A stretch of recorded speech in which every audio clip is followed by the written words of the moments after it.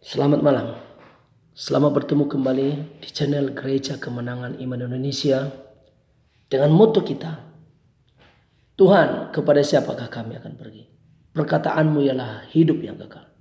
Artinya, bertemu dengan firman Tuhan, kita memiliki hidup yang kekal. Dimulai dari sekarang ini. Suasana hidup yang kekal, suasana surga jadi milik kita sejak kita bertemu dengan firman Tuhan. Seperti Tuhan Yesus ajari kita, datanglah kerajaanmu di bumi seperti di sorga. Haleluya. Kita lanjutkan pembelajaran Alkitab kita. Kita masih di kitab Kejadian pasal yang kedua. Sebelum besok kita masuk pasal yang ketiga untuk memahami kenapa Adam dan Hawa jatuh ke dalam dosa. Sepertinya kita harus belajar lagi, dalami lagi dulu Kejadian pasal yang kedua. Baiklah, misterinya dimulai dari ayat yang ke-15 pasal yang kedua berbunyi seperti ini. Tuhan Allah mengambil manusia itu dan menempatkannya di Taman Eden untuk mengusahakan dan memelihara taman itu. Tuhan menjadikan manusia lalu ditempatkannya di Taman Eden. Lalu Tuhan berkata, usahakan dan pelihara taman ini. Nah, saudaraku dengar baik. Itu zaman kekekalan, belum ada waktu di sana. Itu zaman tanpa dosa. Manusia belum jatuh ke dalam dosa. Tapi Tuhan berkata usahakan dan pelihara. Sepertinya ada sesuatu tersirat di sana. Bahwasanya akan ada sesuatu yang dapat merusak ciptaan Tuhan itu. Saudaraku dengar baik. Ternyata penduduk Eden, penduduk dunia pada masa itu bukan hanya manusia, penduduk dunia bukan manusia. Ternyata ada makhluk surga yang dijatuhkan dari surga karena dia berontak di surga, lalu bernama setan. Dia lah si perusak. Jadi 10:10 firman Tuhan berkata, setan datang hanya untuk mencuri, membunuh, membinasakan. Dia rusak. Dia coba rusak apa yang Tuhan ciptakan di Taman Eden. Makanya Tuhan berkata, usahakan dan pelihara taman itu. Nah, saudaraku yang dikasih oleh Tuhan, saya mau beritahukan kepada kita tentang beberapa peta zaman supaya kita mudah mengerti di zaman seperti apa kita dan kemana kita pergi. Paling tidak ada tiga bagian besar dari peta kehidupan. Peta pertama yaitu peta dunia dalam zaman Eden. Lalu yang kedua peta dunia pada zaman sekarang. Ketiga peta dunia pada zaman yang akan datang. Nah, dunia pada zaman Taman Eden itu penguasanya Tuhan didelegasikan kepada manusia. Zaman sekarang karena Adam sudah jatuh dalam dosa, penguasanya setan. Tetapi bagi anak-anak Tuhan yang percaya kepada Tuhan, sekalipun dunia ini dikuasai setan, tapi anak Tuhan punya akses langsung ke surga.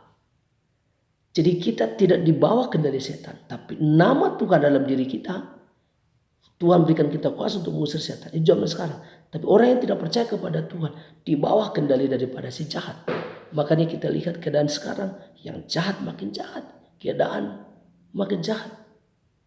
Nah, dunia yang akan datang, penguasanya Tuhan Yesus Kristus. Firman Tuhan berkata, nama Tuhan Yesus jauh lebih besar daripada segala nama apa yang dapat disebut di dunia sekarang dan juga dunia akan datang. Itu yang pertama. Di dunia pada zaman Eden, saudaraku, apa yang ada di sana, saudara, penduduknya manusia yang tidak berdosa dan juga ada setan ternyata di sana. Di dunia sekarang penduduknya orang berdosa dan juga orang yang sudah ditebus Tuhan. Di dunia yang akan datang penduduknya adalah orang-orang yang sudah ditebus oleh darah Yesus. Orang-orang yang sudah namanya tertulis dalam kitab kehidupan Tuhan. Nah, selanjutnya saudara kita lihat. Dunia zaman Taman Eden ada kekal. Belum ada waktu di sana. Dunia sekarang sementara ada batasnya. Kesombongan, keangkuhan manusia, kekayaan, semua ada batasnya. Dan dunia sekarang ini akan segera berakhir. Kita tidak tahu beberapa lama lagi, tapi mungkin beberapa tahun lagi dunia akan berakhir. Dan kita akan masuki kepada dunia baru. Dunia yang akan datang. Di mana penguasanya Tuhan. Penduduknya adalah orang-orang yang tidak berdosa. Dan setan di sana sudah tidak ada lagi. Kalau pada zaman dunia, zaman Eden, setan ada. Makanya manusia bisa jatuh dalam dosa. Dunia sekarang setan juga ada. Makanya manusia bisa berkumpul. Tapi di dunia akan datang, penduduknya orang yang sudah ditebus. Dan setan pun tidak ada lagi di sana. Tidak ada air mata di sana. Nah, saudaraku, dan seterusnya. Dunia pada zaman Eden itu tempat setan dijatuhkan dari sorga. Lalu sekarang setan itu merusak. Tapi di dunia akan datang, setan sudah tidak ada. Dia terhukum di neraka selama-lamanya. Nah saudaraku, dari hal ini saya ada beberapa kurang setuju dengan penglihatan, mimpi-mimpi orang yang berkata, wah, dia mimpi dibawa ke neraka, lalu dia melihat setan menyiksa manusia. Menurut saya tidak alkitabiah, karena setan pun dihukum di sana. Bagaimana dia bisa menyiksa? Alkitab berkata, setan untuk neraka untuk setan. Tetapi setan tidak mau sendirian. Dia coba bawa manusia dengan berbagai produknya, dengan berbagai cara, supaya manusia ikut terhukum di neraka. Nah saudaraku, yang dikasih oleh Tuhan, pelajaran apa yang perlu kita ambil dari hal ini saudaraku? Hari ini kita perlu perhatikan. Yang pertama, apa yang Tuhan telah berikan kepadamu, pelihara. Karena setan akan datang dan selalu datang untuk merusak. Itu sebabnya Tuhan berkata pelihara. Tuhan sudah memberikan kita firman-Nya. Tuhan sudah memberikan kita Roh Kudus. Supaya kita dapat memelihara apa yang Tuhan berikan kepada kita. Tuhan sudah memberikan kita kuasa. Itu sebabnya hari-hari ini jangan tertipu saudara. Situasi sekarang mencekam, menakutkan. Itu membuat rohani kita bisa tidak terpelihara. Mengakibatkan nanti kalian juga tidak terpelihara. Itu sebabnya kau bangun, bangkit. Bangun doamu. Pelihara imanmu, pelihara rohanimu. Pelihara firman Tuhan dalam hidupmu. Pelihara apa yang Tuhan percayakan. Buat jadi berlipat ganda. Tuhan berkata pelihara dan usahakan. Usahakan. Mazmur 1 ayat 1 sampai 5 firman Tuhan berkata bahwasanya ketika kita hidup dalam firman Tuhan, merenungkan firman Tuhan siang dan malam, kita akan seperti pohon yang ditanam di tepi aliran air yang menghasilkan buahnya pada musimnya.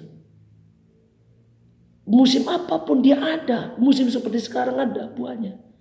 Jadi apapun situasi dunia saat ini, Tuhan mau hidupmu menghasilkan buah. Itu sebabnya terus bergantung kepada firman Tuhan. Bertemu dengan firman Tuhan. Supaya hidup kita berbuah. Apa yang kau kerjakan semuanya berhasil dan beruntung saudaraku. Haleluya.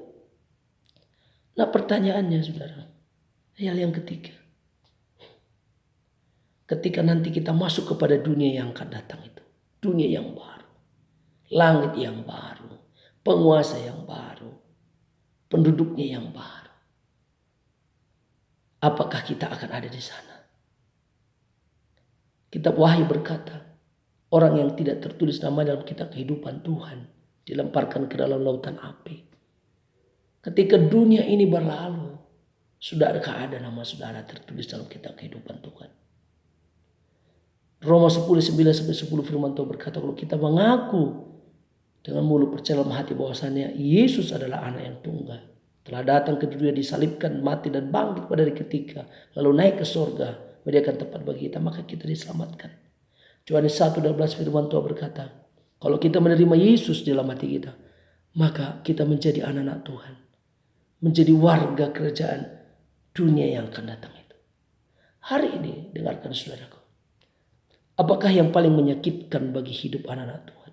Bukan pergumulan, bukan air mata, bukan tidak punya uang, bukan aniaya, bukan itu paling menyakitkan anak Tuhan. Bagi yang menyakitkan bagi anak-anak Tuhan, ketika kehilangan hadirat Tuhan, ketika jauh dari hadirat Tuhan. Saudaraku, di Taman Eden, Adam dan Hawa masih bisa berbicara dengan Tuhan. Sungguh indah menikmati hadirat Tuhan di Taman Eden. Tapi yang paling menyakitkan bagi Adam ialah ketika dia kehilangan hadirat Tuhan. Ketika kehilangan hadirat Tuhan, gersanglah tanah itu. Tanah itu menjadi menumbuhkan onak dan duri. Ketika hidup kita jauh dari hadirat Tuhan, hidup kita akan kering dan tidak bisa menghasilkan buah. Dan jangan sampai kelak nanti selama-lamanya kita dijauhkan dari hadirat Tuhan. Ketika dijauhkan dari hadirat Tuhan artinya apa? Kita mengalami penghukuman di neraka. Semua mendorong Bapak Ibu Saudara, jangan sampai engkau kehilangan hadirat Tuhan. Jangan sampai engkau kehilangan persekutuan yang manis intim dengan Tuhan. Bina hubunganmu dengan Tuhan. Manusia di Taman Eden pun yang Tuhan ciptakan dengan tangannya sendiri, Tuhan berkata pelihara dan usahakan. Apalagi sekarang ini saudara, engkau harus terus peliharakan persekutuanmu dengan Tuhan. Usahakan hidupmu berbuah. Usahakan hidupmu terus bertumbuh dalam situasi apapun hari-hari ini yang dunia alami saudara. Jangan sampai kau kehilangan hadirat Tuhan. Datang kembali kepada Tuhan. Jikalau ada di antara saudara pendengar program ini yang hari-hari ini kau jauh dari Tuhan, kembalilah. Datanglah kembali kepada Tuhan supaya kau dipulihkan, punya hubungan kembali dengan Tuhan. Kalau ada di antara saudara belum tahu ketika nanti dunia akan datang kelak, belum tahu saudara terdaftar apa tidak, hari ini buka hatimu lebar-lebar. Seperti firman Tuhan berkata, kita wahai bahwasanya Tuhan itu mengetuk pintu. Barang siapa membukanya, dia akan masuk dan tinggal bersama-sama dengan dia. Hari ini Tuhan Yesus mengetuk pintu hatimu. Izinkan dia masuk dalam hatimu, supaya engkau kelak menjadi penduduk dunia yang akan datang itu. Karena dunia sekarang sudah berakhir. Pasti berakhir. Lihat saudaraku, dunia pada zaman Taman Eden itu kekal dan tidak ada waktu, tidak ada dosa di sana. Itu pun bisa berakhir karena setan merusak situasi itu. Apalagi sekarang. Dunia ini dibatasi oleh waktu dan dunia ini berakhir.